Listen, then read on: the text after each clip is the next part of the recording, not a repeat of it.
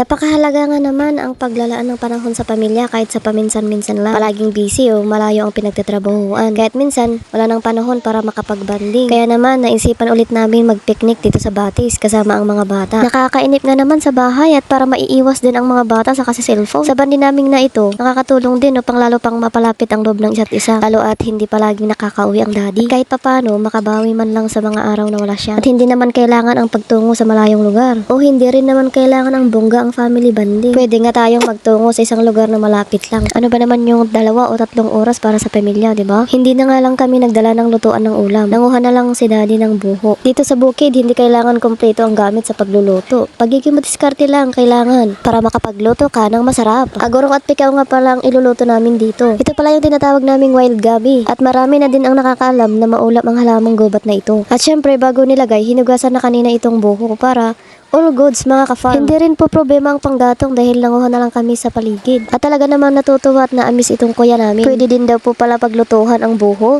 At ito yung isang purpose kung bakit namin ginagawa ito.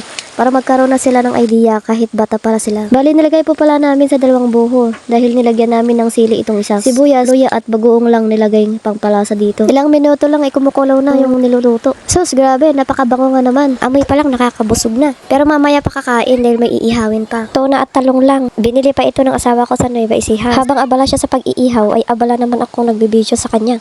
Aba, syempre, alangan naman ako ang gagawan yan. Siya ang nag-aya, kaya siya ang gagawan yan. Charot. At habang abala nga kami sa pag-iihaw, ay nag-i-enjoy naman itong mga bata sa kanilang ginagawa. Ngang sa napansin ko itong isa, si Ivan, may dalang crayons at maliit na notes. Magdo-drawing nga daw po siya. Sa bagay, hilig ko mag-drawing, mana nga sa akin. Char. Kumuha na nga din po pala si Big Boss ng dahon ng saging. Kita nyo naman po, ang ganda at good vibes ang dala ng paligid.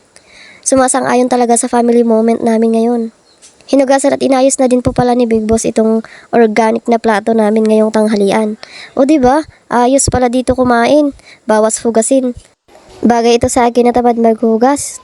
Nag-enjoy na, hindi pa napagod.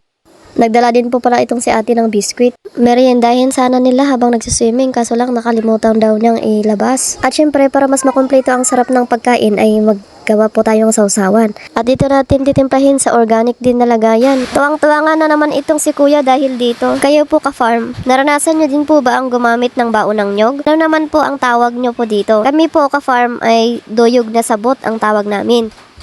At ayan na po, ready to fight na ang mga katropa nating bulilit. Pero bago nyan ay magdasal muna tayo. Salamat po Lord sa blessings. Simple man, ang mahalaga magkakasama. Walang kasing saya at halaga ang paglalaan ng panahon sa pamilya. Kaya gaano man kahabala sa trabaho, maganda pa rin ang paggawa ng paraan upang makabanding ang pamilya.